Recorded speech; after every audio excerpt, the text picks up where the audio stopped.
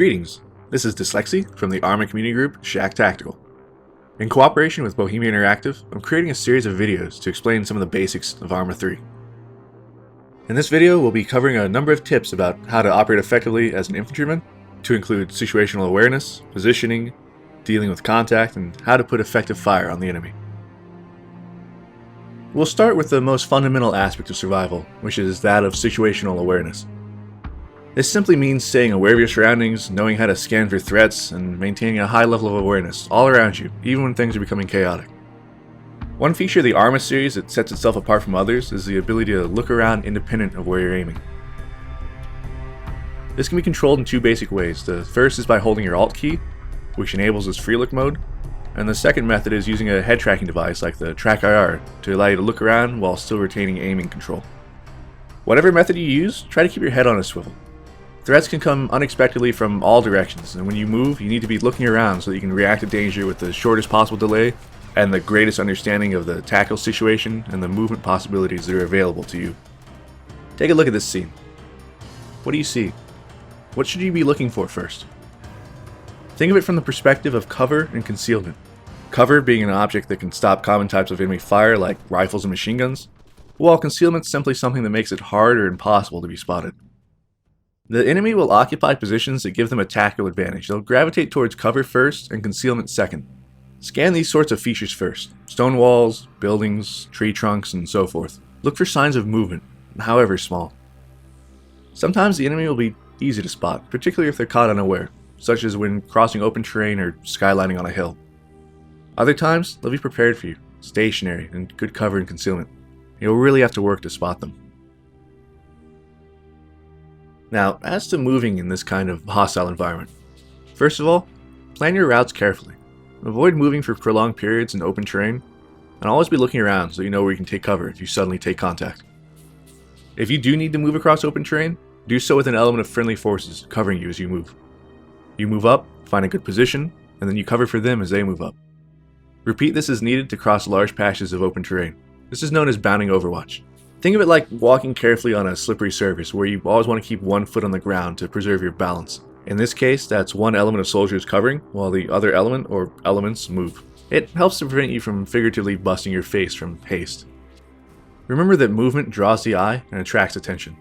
Moving slowly or taking a lower posture can help to make you harder to spot. Be aware of the environment you're moving in to ensure you don't accidentally skyline yourself or place yourself into a highly contrasting situation. When there's no cover or concealment to be found, get low. At the very least, you'll be a harder target to hit.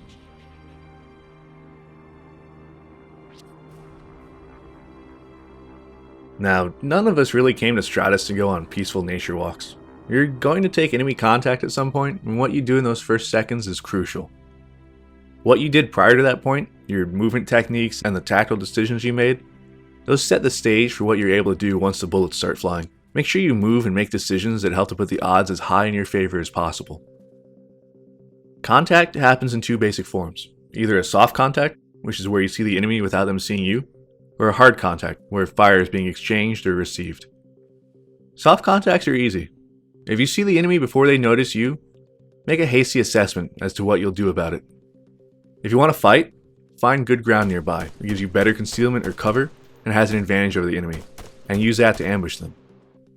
If you're too small of an element to win a fight, simply use the opportunity to move unseen away from the enemy. Pick your battles and put the odds in your favor whenever possible. The tougher situation is that of hard contacts, where you weren't necessarily expecting a fight.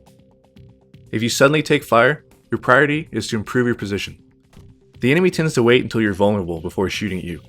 Where you're standing when you take fire is a kill zone. You don't want to stay there. Move for nearby cover or concealment, and make sure your teammates are doing the same. If able, fire a few hasty shots in the general direction of the enemy, even if you're not quite sure where exactly that is. The fire you're receiving is stressful and disruptive. If you can return the favor to the enemy and make them think they might get hit as well, you'll improve your situation. Once you're in a better position, try to narrow down where the enemy fire is coming from. Look for muzzle flashes and smoke, or if the enemy is using tracers, follow them back to their points of origin. Use the stance adjust feature to expose as little of yourself as possible to enemy fire. And once you've identified their positions, shoot them. Have your buddies shoot them. Things become rather complicated at this point. I've written about this in my tactical guide in a section called The Evolution of a Firefight. I'd recommend reading that if you want more detail. The short version is that when the fighting starts, return fire as you move, find better cover, and once you're settled, begin refining your knowledge of the enemy's situation and engage them as best as possible while you or your team leaders determine the next course of action.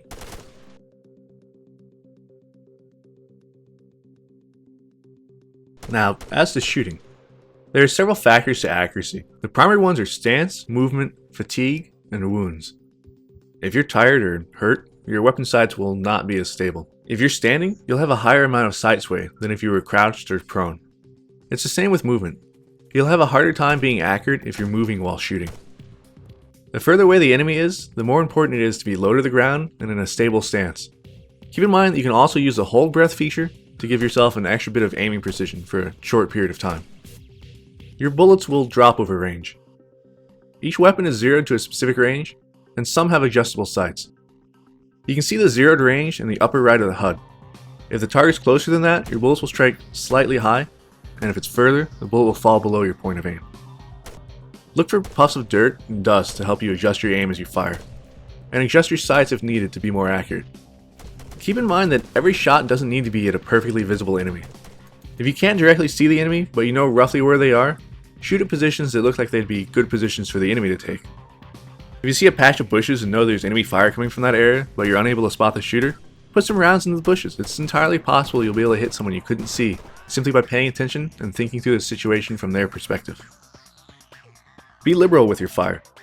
This is not to say that you should just blow through magazine after magazine firing wildly from the hip while screaming, but rather that you shouldn't be too stingy with your ammo when it's a literal difference between your virtual life and death. We're infantry after all, not snipers. Our rifles have 30 round magazines so that we can put more fire out and thus have a greater chance of hitting things, not so that we can make 30 single shot kills. If you're a machine gunner, even better. Those lengthy belts or high capacity magazines are designed for suppressing and killing the enemy with high volumes of fire. You've got plenty of ammo, spread it around, make sure every enemy gets their fair share. Now, when you can see the enemy clearly, take your time and make more precise shots.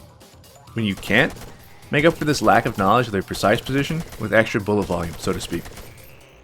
Whatever happens, make sure you maintain your situational awareness and avoid tunnel vision. Just because you're taking fire from a given position doesn't mean that there aren't other enemy elements trying to flank you. For every enemy you can actually see, assume there are at least 3 others you don't see, and try to anticipate how they'll attack or flank you, and do your best to cover those avenues. Alright, that wraps up this community guide. Hopefully you'll be able to apply some of the concepts we talked about towards your combat experiences on Stratus. Good luck and good hunting. For more community guide videos, be sure to subscribe to the official ArmA 3 YouTube channel. For other ArmA 3 updates, keep track of the official website, Facebook, and Twitter pages. If you'd like more in-depth tutorial and large-scale multiplayer gameplay of ArmA 3 and the previous ArmA games, I'd also recommend you check out my personal channel here. This is Dyslexy, and I'll see you on Stratus.